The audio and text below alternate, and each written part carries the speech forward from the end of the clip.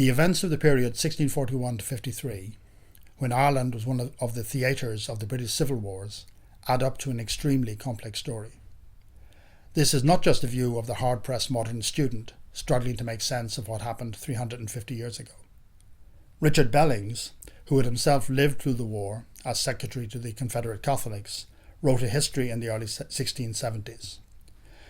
What he was setting out to describe, he told his readers, was a war of many parts, carried on under the notion of so many interests, perplexed with such diversity of rents and divisions among those who seemed to be on the same side. Against this background, the best way forward is not to attempt a chronological narrative.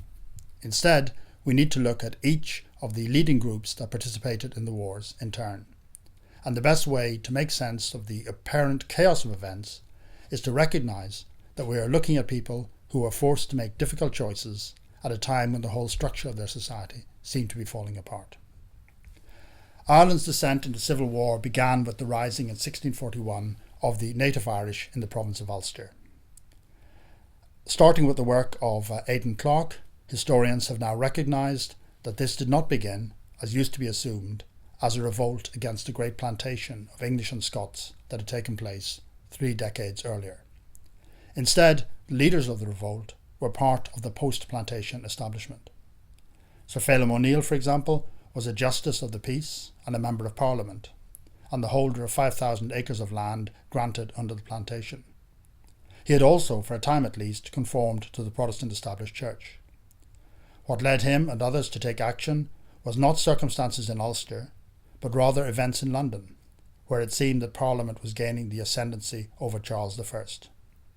By seizing control of Ireland in the name of the King, the conspirators hoped both to advance Catholic interests and to prevent the English House of Commons, which was Puritan-dominated and ferociously anti-Catholic, from assuming control of policy. Lower down the social scale, however, as we know from the work of Nicholas Canny and others, the economic inequalities of plantation society and the intrusive presence of official Protestantism had created deep resentments.